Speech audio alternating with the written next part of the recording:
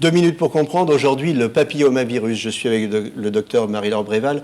Vous êtes gynécologue et vous êtes aussi l'auteur de Mon guide gynéco pour les nuls. Alors, ce papillomavirus, qu'est-ce que c'est exactement? C'est un virus sexuel qui va s'attraper par voie sexuelle lors des premières relations sexuelles.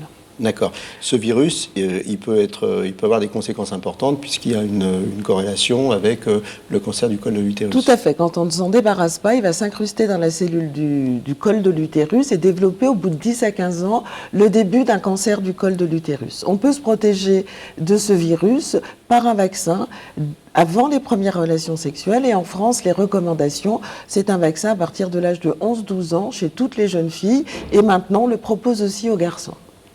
Alors, on le propose aussi aux garçons. C'est important de parler des garçons et c'est important de parler du partenaire, puisque ce papillomavirus, on peut l'attraper aussi quand on a du sexe oral avec quelqu'un, c'est ça? Tout à fait. Et donc, s'il se retrouve au niveau de la gorge, ce virus va provoquer éventuellement un cancer des voies aériennes et digestives, potentiellement. Donc, si j'ai bien compris, première des choses, le vaccin.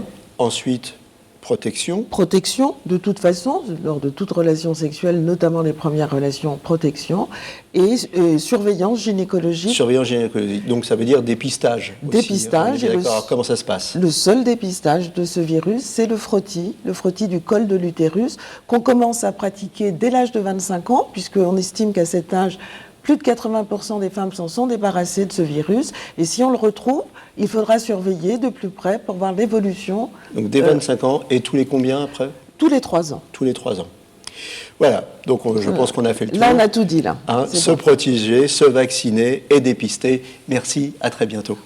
Nos émissions vous plaisent, alors aidez-nous à faire grandir la chaîne.